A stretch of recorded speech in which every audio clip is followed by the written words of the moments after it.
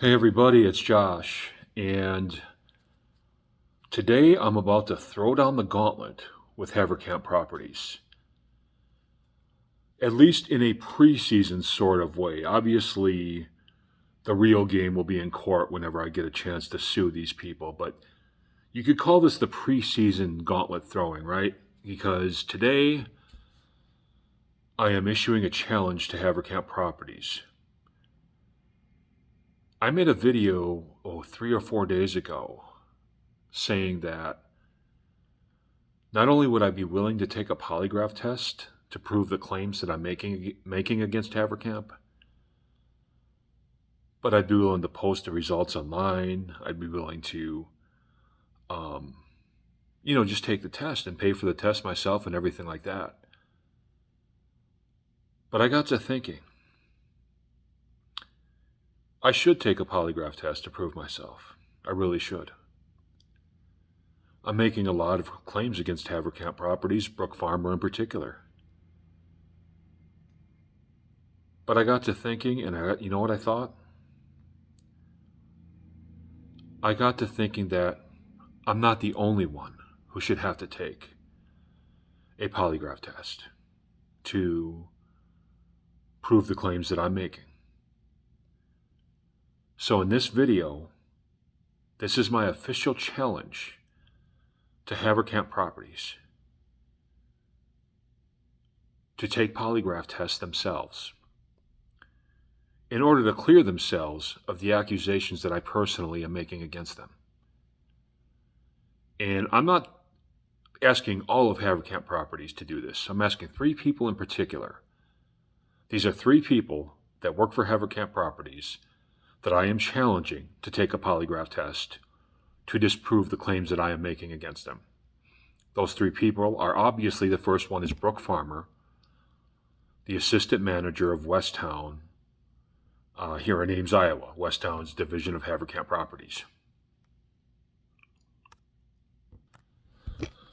Sorry, something got stuck in my mouth. The second person is Vinny Linhart, the main manager of Westtown Properties. Yeah, Vinny, I'm calling you out too. And I didn't want to do this because I actually trusted you to some degree. But now that I know what I know, it's got to be what it's got to be. And the third person I'm challenging, obviously, I've mentioned this guy's name before, Chief Operating Officer of Haverkamp Properties, Mr. Todd Westenberg. So I'm challenging all 3 of these people to disprove my claims of landlord harassment against them by taking a polygraph test. Again, this is Brook Farmer, assistant manager of Westtown Haverkamp Properties, Vinny Linhart, main manager, and Todd Westenberg, chief operating officer for the entirety of Haverkamp. Now, I've put together a list of some of the polygraph questions that I will be having the whoever takes the polygraph, whoever conducts the polygraph, whether it's a police detective or whether it's somebody else. This is a list of questions that I'm going to have the person, the police detective or whoever it is, ask Brook Farmer, have him ask Vinny Linhart, have him ask Todd Westenberg. Now, I need you guys to know that this is just a rough draft. I haven't come close to refining these yet. That's going to take some time. But you get an idea of what they're going to be asked, should they accept my challenge to take this polygraph test. Here we go. This first set of questions is directed for Brook Farmer herself. Now, here we go. The first question is, has Brook's actions against me have been motivated by a personal dislike for me? Okay, so that one explains itself. Is that dislike for me the result of me being a former homeless man and her having some sort of a problem with homeless people? Or is it about my age? Does she think I'm either too old to be here, or does she think because I'm an older person living on a historically college property that my rights and concerns are irrelevant? Do you believe that I should have to put up with any level of noise and be unable to assert my rights as a tenant due to my past homelessness? So I address that in the next question. Have you knowingly showed wanton disregards for my rights as a tenant? Have you also knowingly showed wanton disregards for my concerns as a tenant? Next question. Was your initial notice to quit actually retaliation against me because I told you I would not follow your orders and I would continue to assert my rights? This was the first action Brooke ever took against me when I was trying to complain to her about the noise. And she basically told me that she's not going to do anything about the noise and I'm not allowed to do anything about the noise. So she told me I can't leave notes upstairs, can't knock doors, can't do anything. And I told her I wasn't going to go for that. And 2 days later, there was that notice to quit with the eviction threat on my door. So that's what that question is all about.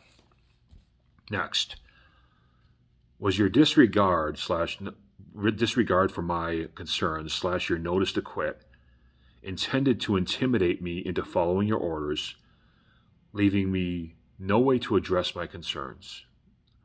Or was it an attempt to intimidate me into asking you to break my lease? Next question.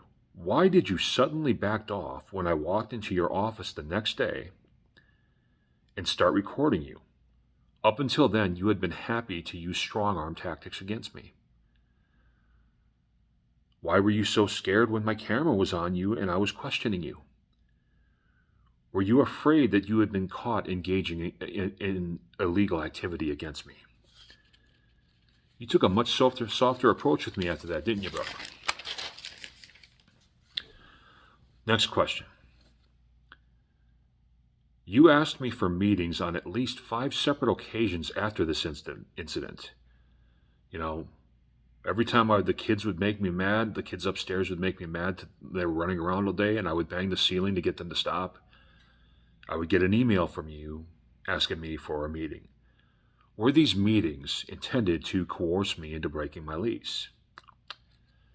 Now, skipping over a lot of stuff here. Again, this is just a draft. On Friday, July 9th, you knocked my door in response to me banging on the ceiling. And this was the last time that I heard those kids running around. They were being loud. I hit the ceiling a few times to get the noise to stop. Brooke comes, knocks my door like an hour later. Was your visit to my door an attempt to impose your will on me? Was it an attempt to get me to lose my temper to the point where I would do something actually eviction-worthy? Was it an attempt to bait me into a meeting where you and others would try to coerce me out of my lease? Did you come to my door with the intent of showing wanton disrespect and disregard for my concerns or my rights as a tenant? Have you ever knocked another tenant's door for similar reasons? Have you ever knocked another tenant's door for any reason at all?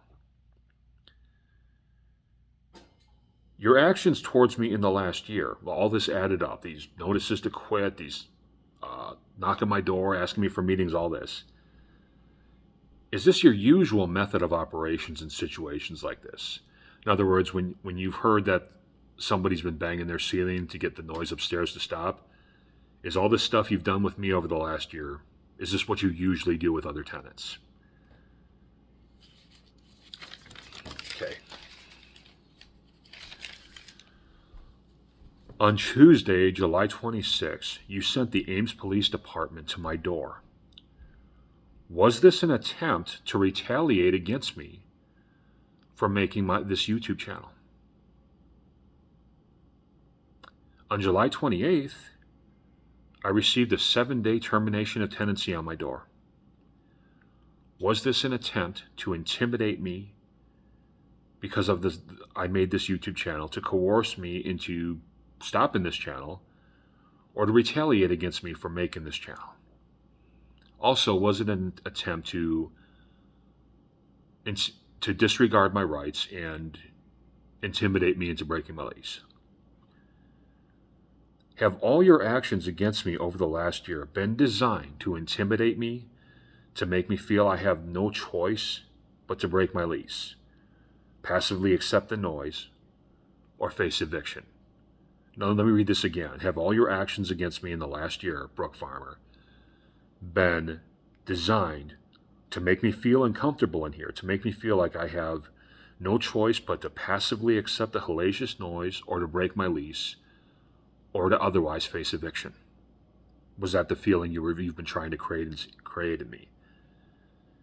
And have you knowingly targeted, harassed, intimidated, or retaliated against me for asserting my right to peace and quiet?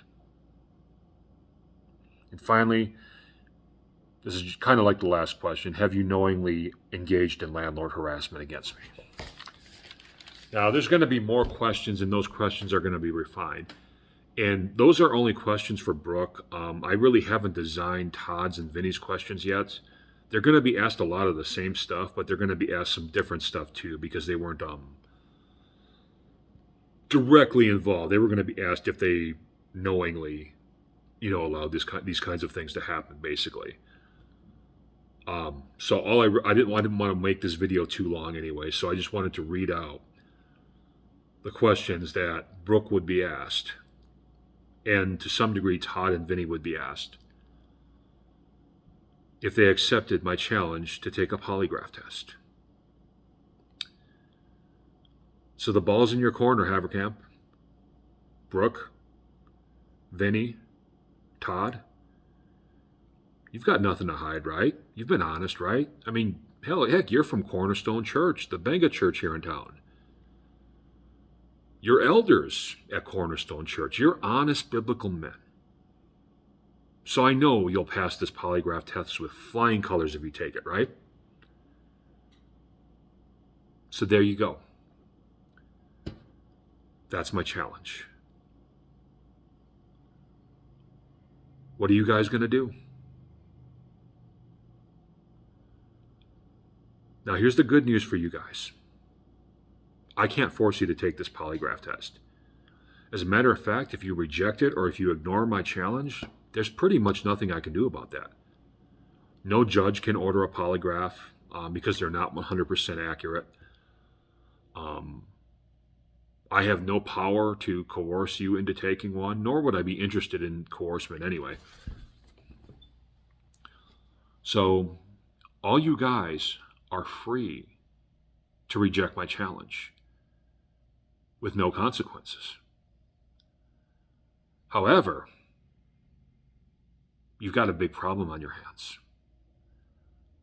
I myself am willing to take a polygraph test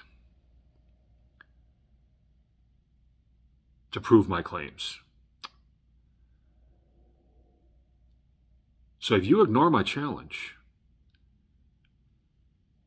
this isn't a good look for you. This isn't a good look for you at all. You say you haven't been harassing me, right?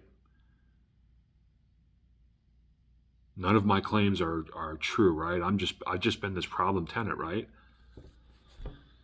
This is your chance to clear your names. All right? So you're free not to. And again, there's nothing I can do to make you take this challenge. Although I am going to make this challenge once a week, every week for the next 3 months. So just to let you guys know.